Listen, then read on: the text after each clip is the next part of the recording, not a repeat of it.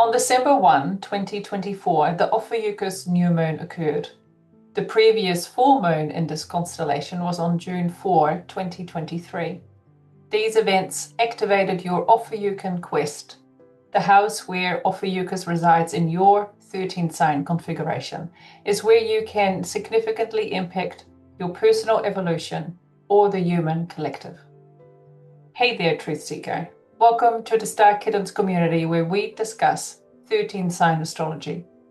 Are you in alignment with your divine design? Do you want to master the metaphysical reality? Open the doors of perception. Each planetary body is an archetype, a template, if you will, that helps us interpret human behavior and the world around us. The more awake and aware we are, the more synchronicity will show up in your life. Our focus today is the Ophiuchus full moon. We will spotlight and interpret the momentous grand trine involving Mars in Leo and Chiron in Pisces. To help us reach more souls with this important message, please like, share, and subscribe. There's a lot going on, so let's jump in.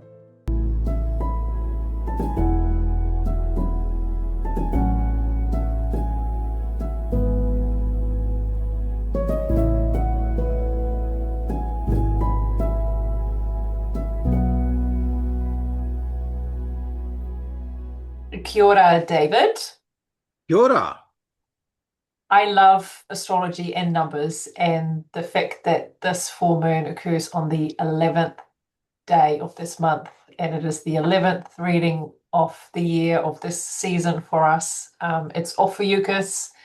There seems to be a lot of synchronicity there, and just a little spoiler for our listeners. This full moon occurs with the moon being in exactly the same place as it was at your time of birth. So it's a special one. What is the overview today? Yep, and adding to the 11s, of course, I am born in the 11th month and have a 11 life path. So 11 is a very strong resonance, not only for you, but for me as well. The first word that came to mind when I was thinking about this particular podcast was integration. There is information, insights, and lessons that have accumulated for all of us, individually and collectively, in between the cycles that you've mentioned at the outset, which the first one is obviously this 28-day lunar cycle, which goes back about a month or so. That's the first cycle. There is another cycle involving Ophiuchus itself with that new moon that began on December the 1st, 2024, which was 6 months ago or 7 months ago now in that region. And of course, because of the way that the constellations move and the various planetary bodies move, the last time we had a full moon, as you mentioned, was of course June 4, 2023, which is almost 2 years ago to the day. Now, as we talk today, we're going to focus on the fact that, or as we interpret it, Ophiuchus brings information, brings insights and lessons. So if we're looking at timing for the information, insights and lessons, then we can look at those three particular cycles in respect of this full moon and ask ourselves what information, what insights and what lessons have I been learning and have we as a collective also been learning in the last 28 days, in the last 6 months or so, and in the last 2 years. Anytime there's a full moon, we like to use the term, it's a time of realization and revelation.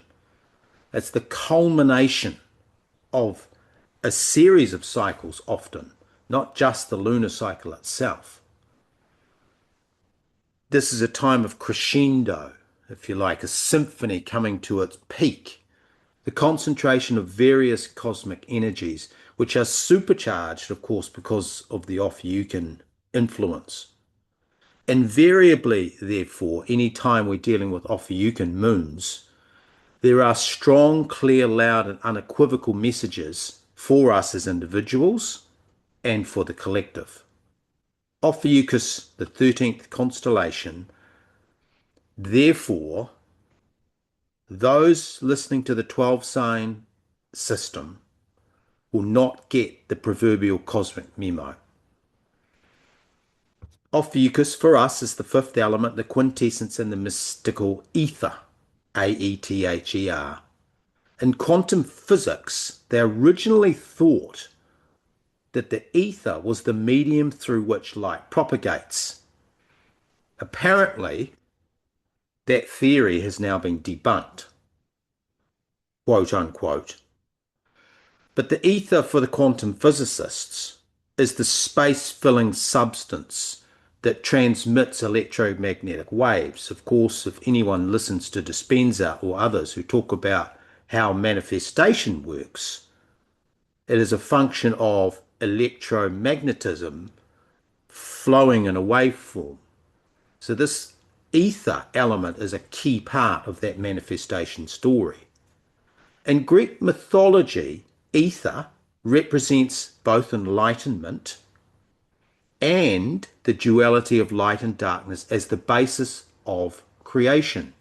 So we cannot have creation or manifestation without dark and light.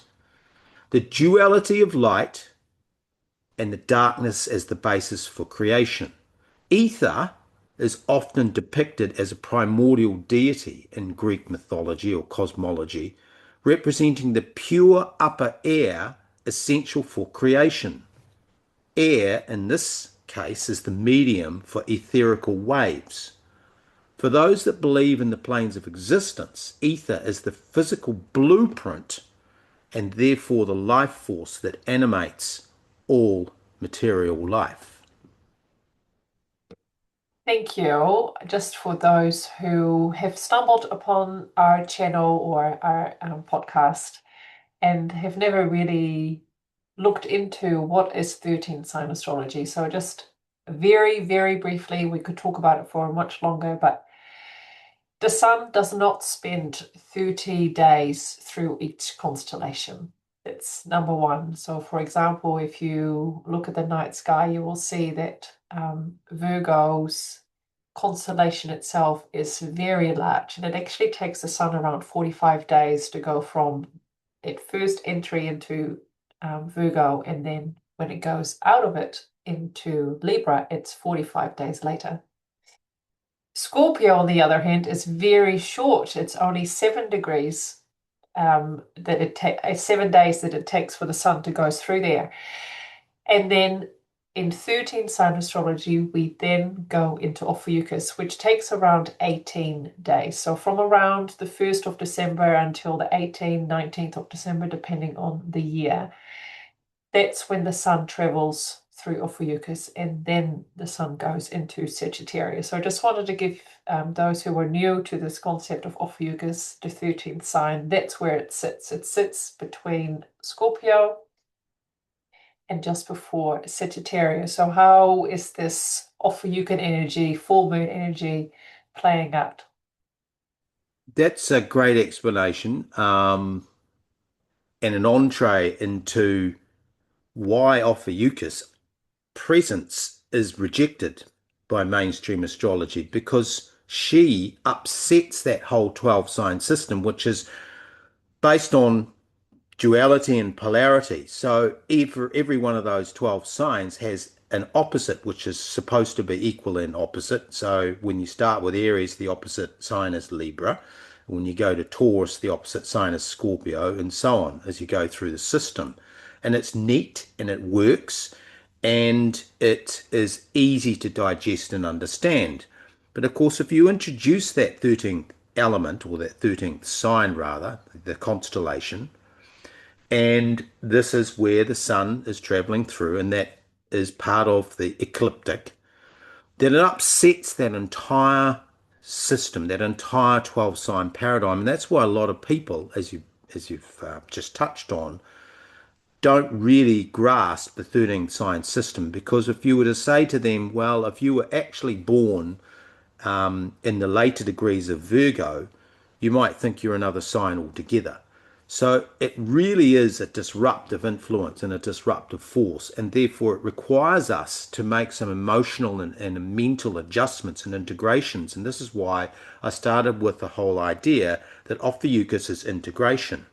But integration presupposes, of course, disintegration comes first. And therefore disintegration means that our understanding of the world is often upset because of the presence of Ophiuchus. Ophiuchus energy, among her many attributes and characteristics, effectively destroys paradigms of basic human understanding and binary thinking that are based on concepts of, say, right and wrong, black and white, hot or cold, sweet or sour, just as some classic polarities. Ophiuchus challenges our worldview, our paradigms, and our very basis of how we see things. She is absolutely, without question, a disruptor, therefore. Spiritually, Ophiuchus energies operates or functions as a medium through which information, data, insights, revelations, and realizations flow.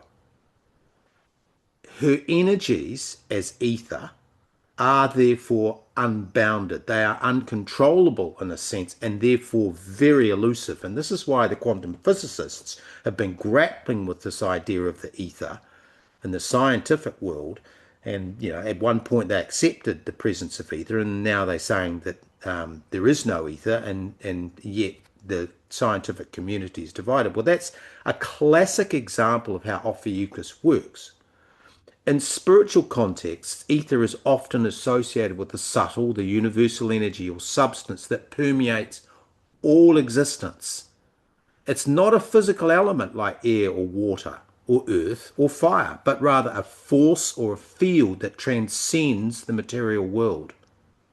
Some spiritual traditions like Buddhism and Hinduism see ether as a fundamental element or principle, while in Wicca and other spiritual practices, it's often referred to as the spirit element. In Buddhism, the ether symbolizes the space that delineates or describes or animates and therefore defines our material existence. That idea emerging from Buddhism, which is actually much older than the astrological Western systems that we use, it predates it, in other words. But in Buddhism, the idea of the ether, and they don't describe it necessarily as Ophiuchus, they might describe it as dragon energy, for example. But their ideas of this ether is that it highlights the interconnectedness of all things and the essence of existence beyond that which we can touch, which we can taste, smell, see, or hear. In other words, our five senses.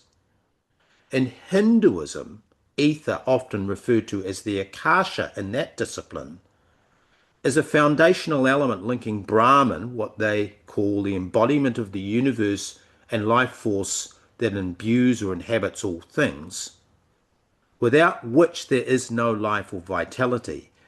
For the Hindus, ether is seen as an all-pervading and subtle force representing the essence of existence, connecting us to blissful states, harmonic sounds, and it is the vector through which we connect with our individual soul.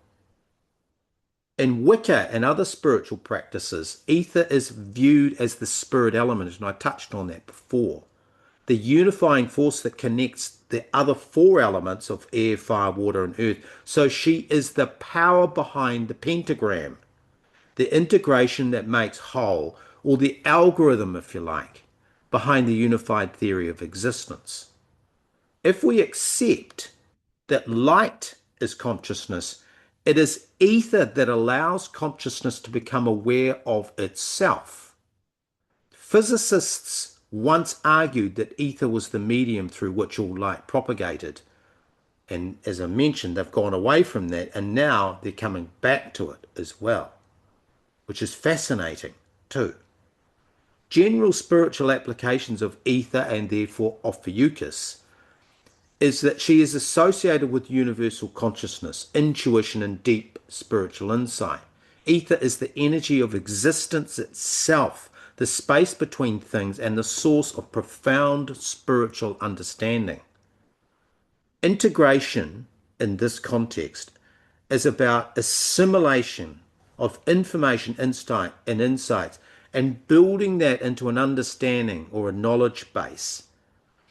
And the key about those three timings that we gave at the beginning, the 28-day lunar cycle for the full moon is a culmination of full moon to full moon, but also the Ophiuchus New Moon of December 2024 to this full moon, and the last full moon in 2023, June.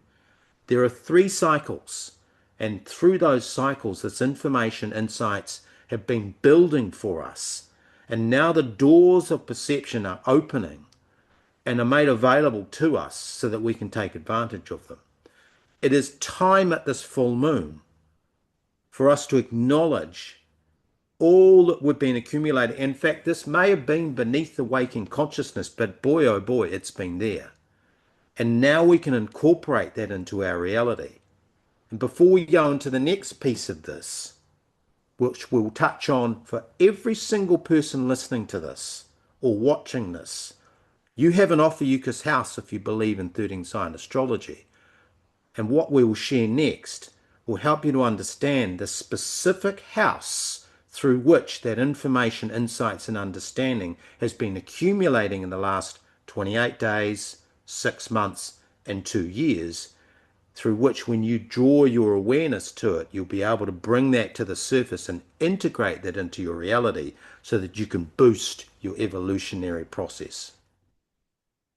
Thank you. I love deep diving into the ether. It's to me, it is so obvious that that is all that is. I love listening to Dispenza, and I'm currently listening to Greg Braden's latest book, where he's also talking about the moment where the universe came into being, the Big Bang theory, and how they are able to measure, or they can calculate how hot it must have been at that time. And I'm so curious to see if, when they are deep diving into that kind of knowledge, whether those scientists are open to think about ether. Like, was that part of it? Was that all there was at the beginning before life became as it is today, in that fraction of a time? And the temperature was, I don't know, 10 to the 400th or something Fahrenheit.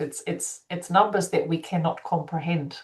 And I love that we are looking at this from so many different aspects, both the spiritual side, you touched on Buddhism, Hinduism, Wicca, spiritual practices, but it's the scientists almost that just, block off themselves, and they just don't want to know. I think if we're able to just come together and bring it all together, we'll be able to leap so much further with our understanding of how the world works. But I am excited to hear how Ophiuchus plays into your life, depending on in which house it sits. So if you, listening to this, are curious as to where Ophiuchus sits in your 13 sign astrology chart, hit us up for a chat, and then you'll be able to go back to this podcast and figure out where she sits. So take it away, David. Yeah, and that is so important because the key to Ophiuchus in energy and insight and information and data and knowledge is to be able to integrate it. She is the great unifier.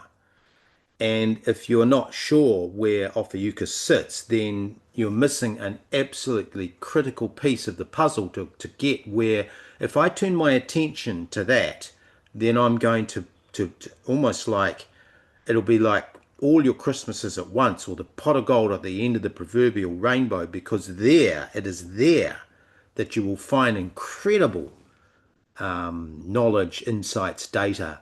You will have eureka moments. Sliding doors will open for you. So this is a piece which I put together before, and I went through the 12 houses. Of course, there are 13 signs, but there are still 12 houses, which means, like for you, Sana, you have your first house actually has 3 different constellations in it. So because you've got Scorpio, and you touched on that earlier, that the sun only takes 7 days to move through Scorpio. So some people will have houses that have actually 2 constellations, or sometimes 3 constellations in there. But to understand where Ophiuchus is the most active for you, you need to understand which house is being charged up, if you like, and therefore you can go back mentally, you can make that calculation and say, oh, okay, so actually all of those synchronicities and serendipities and things that were going on, that was actually messages coming through for me, from my guides, from the cosmos, from my soul family, from source, to help me progress. And this is the moment in which you can really seize that.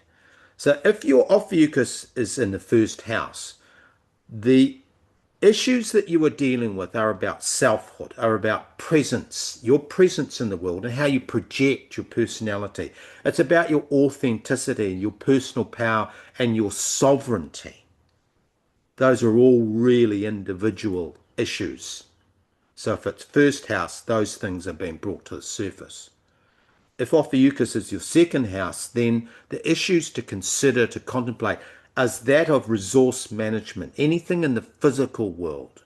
It's also to do with our motor skills, which is to do with our body and the way that it moves, our physical prowess. This is that body-mind connection. You see, it is so important to be in touch with the messages coming through from our body, and we will get into that when we talk about Chiron just in a little bit. The third house is that of communication, mental acuity, left brain development, critical thinking, our learning processes. And they were founded and they are found really in our infancy and in our childhood. So Ophiuchus there is about those issues of grasping that and integrating all of that. If you've got learning challenges, for example, you may have an Ophiuchus in third house, which is actually the key to freedom and overcoming that, for example. The fourth house is that of lineage and roots, genetics and genome, the propagation of the species, parenting. All of those issues fall into that fourth house. The fifth house is the house of creativity, that of Leo, and fun and play and games, brevity, laughter, humour, and positive expression comes in that fifth house. If the sixth house Ophiuchus for you, if it's been triggered or awakened, we're talking here about work-life balance. We're talking about our well-being. We're talking about the mundane concept of trading hours for dollars, which most of us have to do. We're talking about those issues of routine and discipline, particularly mental and their mind-body disciplines. The seventh house is that of relationships, both commercial and platonic and romantic as well. But those relationships are those which involve contracts and commitments. Therefore, they are legal in some way. And that can be a legal implied contract or legal explicit contract. But that seventh house is really about those partnerships where there's a seriousness to them.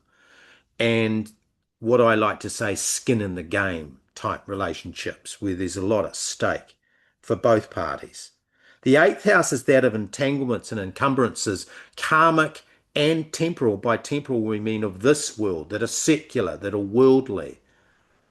So those entanglements and encumbrances might be coming through the etherical realm. They may be coming from somewhere else, or they could be coming from this world as well. So that is a very important area too. The ninth house is that of intellectualism. This is the house of epistemology. In other words, what are our roots, both as an individual and collectively? Existentialism, like where do we fit in to the whole big system of this multiverse, the universe, the omniverse, whatever words you want to use. This is where we grapple with issues of philosophy. The 10th house is that of career and public profile, but also mastery and legacy and cause and effect and institutional power. So there's a lot going on in that 10th house. If that's where your Ophiuchus is, you've got some big things to do in this life. If it's in the 11th house, this is the house of community and tribal connection, of affiliations, of groups and of social structures, of invention and design thinking. We talk about the house of Aquarius, that's the 11th house. That's a very disruptive house, and that's beautifully aligned with that Ophiuchan energy. Again, if that's for you, you've come here in this incarnation to do some big things that have a big impact, especially with Ophiuchus in that 11th house. And in the 12th house, this is the house of dissolution and emergence. This is where you have a deep understanding of cycles, of spirituality, of the three pieces of life, which is creation, maintenance, and destruction. You have an understanding of that. You have an understanding of the afterlife processes. You may have had some near-death experiences. You may resonate to those things. This is where we talk about, and you mentioned it right at the beginning there with that Greg Braden story about the God particle. Of course, that's what that Hadron Collider is trying to achieve as well. They're trying to get back to that moment of creation, of source. But the thing here about the ether is that light has to travel through a medium, and the medium is the ether. And that's what the quantum scientists are beginning to realize. It's funny, that whole thing, because when you look at technology, for example, and fiber optic cables, and we all use the internet, the messages, the the information that's flowing through those fiber optic cables, the fiber optic cable is the medium. And that contains all of the light signals. You see, the messages are tuned into light frequencies that are beamed through the fiber optic cables. If you didn't have that medium, we wouldn't have the internet or the fast internet that we have today. So that's the idea of, yes, there's light, which is information, but it always requires a medium through which it travels. Now, those types of issues are all tied up in that whole spirituality and that merging of where does spirit and matter come together. That's what we mean by dissolution and emergence. Thank you. So yes, Ophiuchus is in my first house. Interesting time to look at those things in my life. But let's go to the next one. So the next one, we're going to now really talk about that grand trine. So the grand trine is where planetary bodies make a beautiful big triangle shape. And so Ophiuchus is making a trine. Let's talk about Mars first. And Mars is sitting at 8 degrees Leo. So we have a double fire there. How does that play? It's just such a beautiful part of the cosmic message here, because Mars, as we know, is about action, and Leo is about creative self-expression. So you bring those two energies together in the context of these messages that have been accumulating, that are now being revealed to us through this full moon, that have been building up in our lives. Again, we may not have been aware of it. For some of us, we would have been.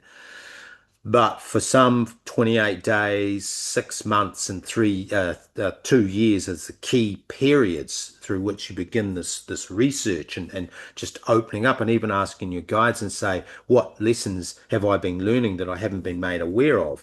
Well, once we become attuned to and aware and awake to these messages, and also we look at each of the houses for a context, Mars and Leo says you've got to do something with that. So when we're contemplating, considering, and integrating their lessons and their insights and information, Mars and Leo is about putting it all into action, and that's the key word, action.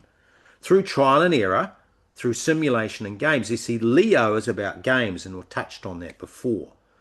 So words like role playing, scenario building, game theory, structured debates, using Gen AI. You and I were talking about this very issue a couple of days ago, where you can do a prompt, and this is Mars and Leo energy, where you're learning something, and you can use the Gen AI as almost as a debating partner, and say, okay, let's role play as part of the prompt, and then you enter in, okay, so you play the role of this, and I'll play the role of that, and you can have a back and forth. That's what we mean by playing with these insights, right?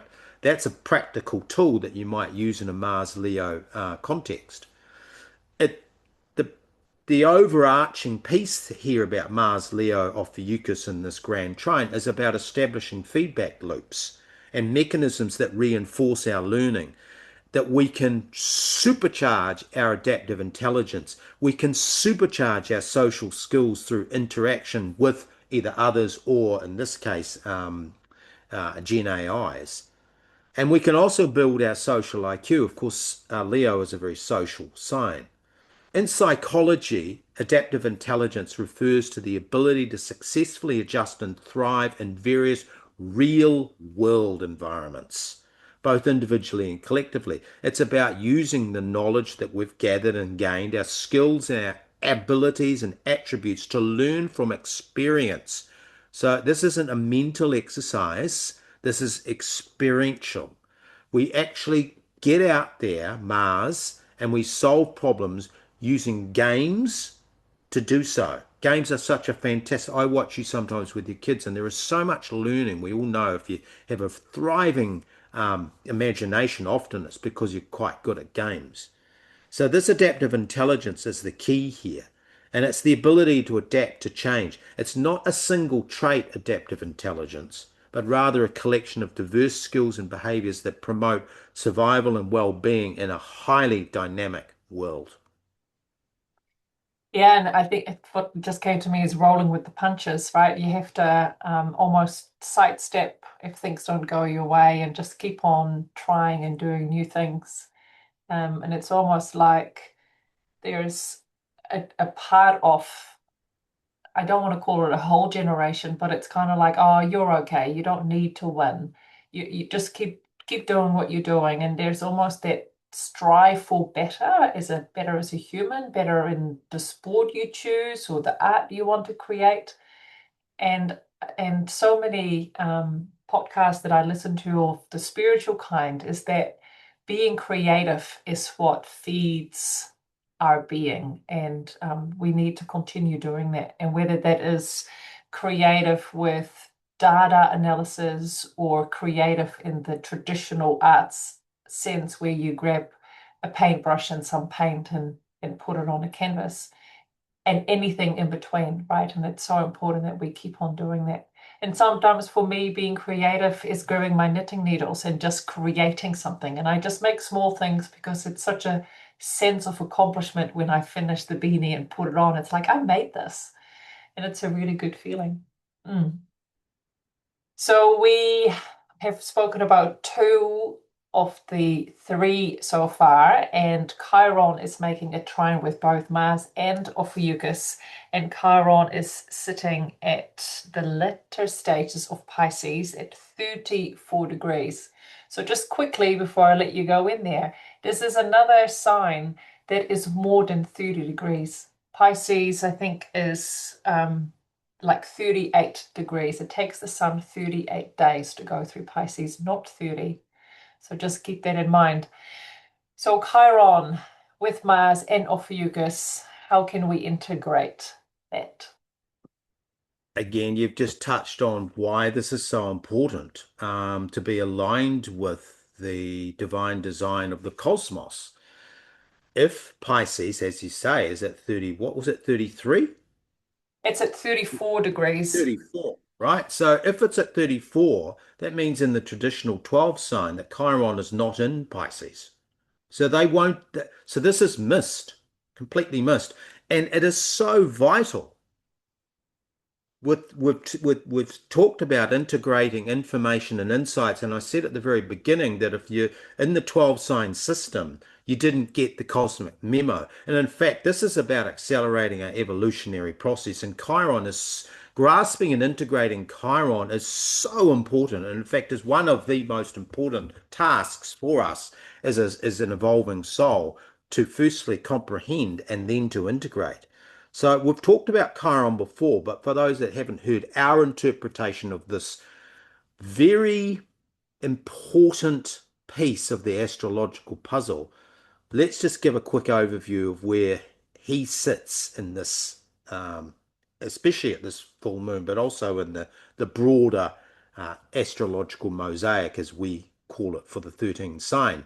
Chiron represents basically separation anxiety. So what do I mean by that?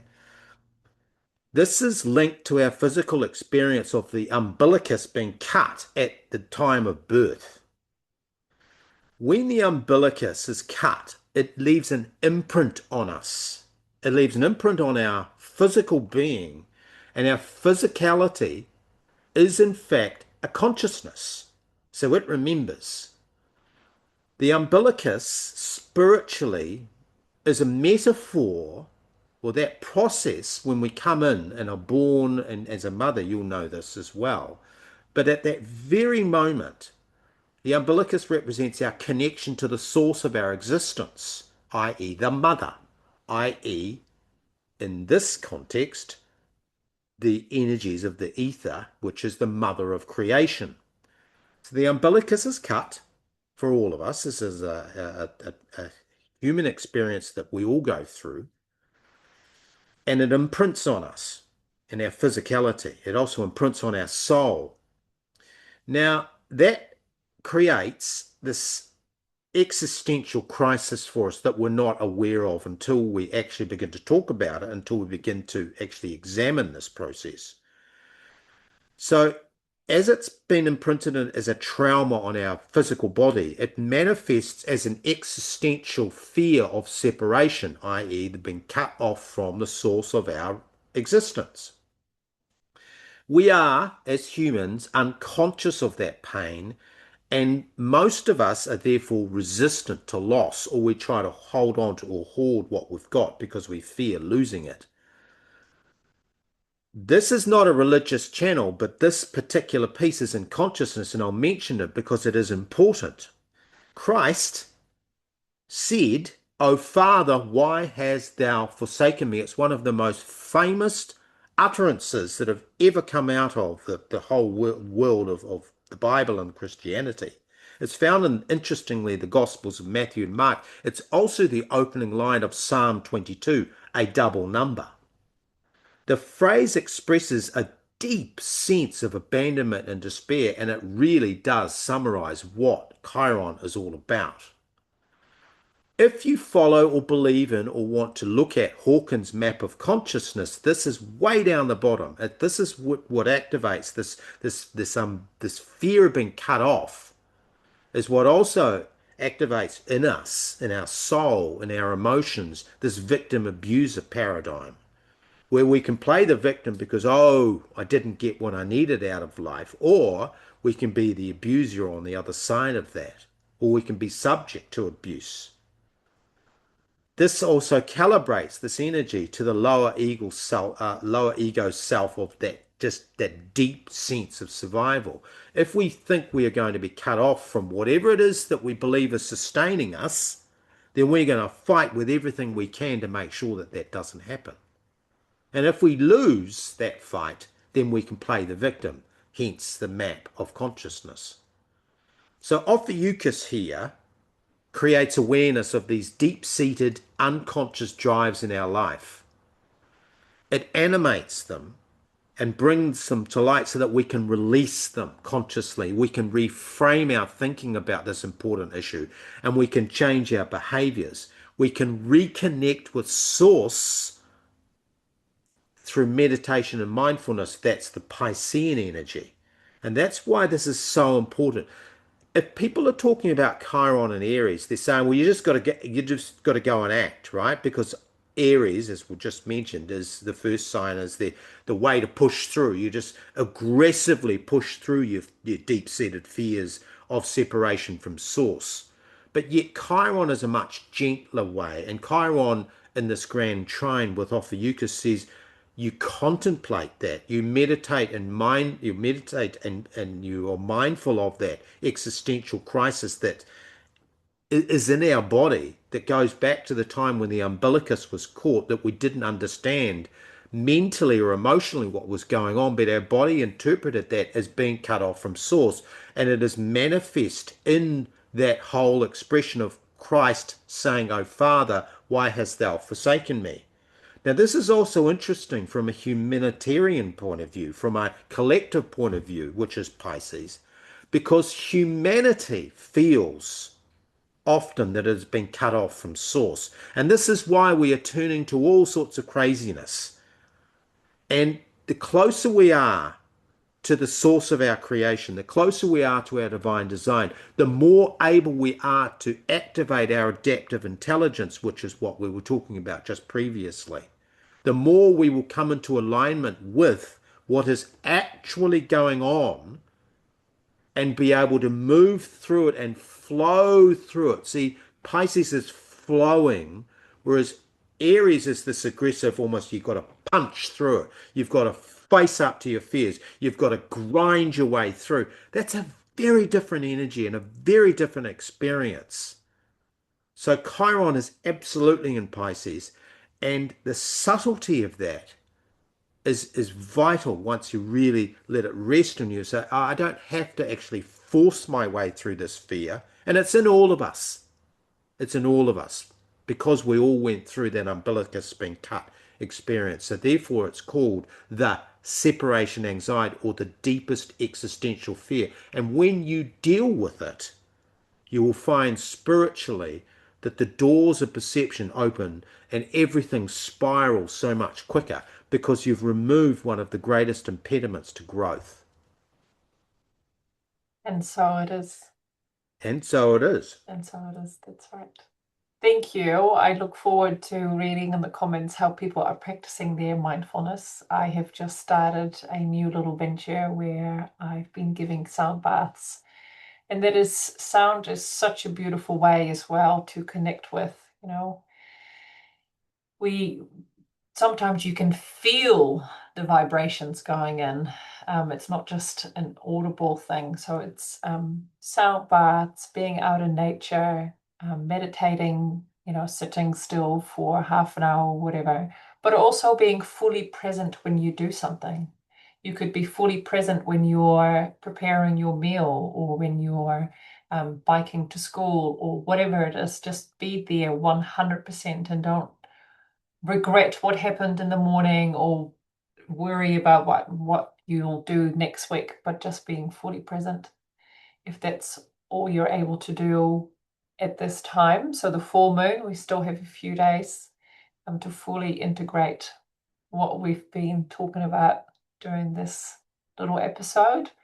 Any parting messages from you, David? Well, just with what you were saying, that explosive creativity happens in the moment. And when you observe your kids, or when we get to observe them playing, they are so present. That's it. That's it. At that time, that's all there is. And in fact, that essence of creativity, which is part of unlocking Ophiuchus insights and information, it never goes away. All that happens is that we just push it away because we have to get focused apparently on, and I understand making money and keeping a roof over our head and making the boss happy and having the money to pay the rent or the mortgage or the bills. All of that is part of the deal, but at the same time, even that you can be present to. So this here is a convergence of awareness and action and creativity and insight. All of those pieces are coming together at this grand trine, and it is. I was so excited when I saw this. I mean, it was only a few hours when you printed the chart out. I'm like, wow, good. We get to talk about this off for Eucharist. The last time there was a full moon was 2 years ago. Wow. So 2 years has gone by. So the last time we had the moon here. 2 years. How fast is that? Yeah. So, yeah, happy to have had this podcast. Fly, Yes. my pretties. That's right. So watch all our videos on YouTube or find us on Spotify or Apple Podcasts. Get in touch for your chart or a natal reading, and just check with us. We love spreading the message, and the more people that are able to truly step into their divine design for this lifetime, we can do so many things together. So thank you for listening. Until next time. Namaste.